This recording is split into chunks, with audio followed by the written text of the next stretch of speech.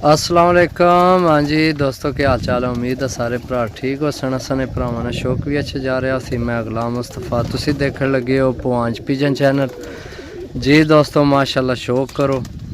मैं मौजूद हाँ जनाब छत पाई तायर उन्होंने छत गुजरां वाले अबदाल पिंड विच पार्सल जड़ा मैं लैके आया वो बच्चे उपर चढ़ गए सारे।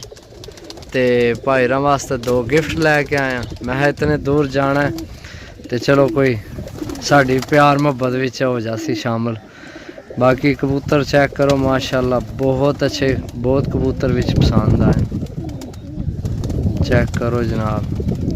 ते भाई आख्या सी कि जनाब घर तोड़ दे के आमने भी बंदा को नहीं वेला, तो फिर तोड़ आ गए जनाब। जी दोस्तों चेक करो जनाब माशाल्लाह। ओ कबूतर चेक करो गोल होया चिट्टा। पुराने बिलियां कबूतरां विच बहुत तगड़ा कबूतर है चिट्टे नाल आए सामने गोल होया। बाकी भी माशाल्लाह अच्छे कबूतर ने उस्ताद जी, अच्छे कबूतर ने माशाल्लाह।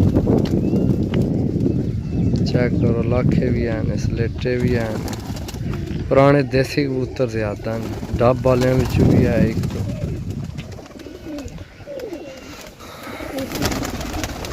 ए कबूतर चेक करो साहब, ओ मादी भी चेक करो माशाल्लाह। बड़ा प्यारा शौक है भरा ना यार। बाजियां शाजियां डाने वसाख जेठनियां।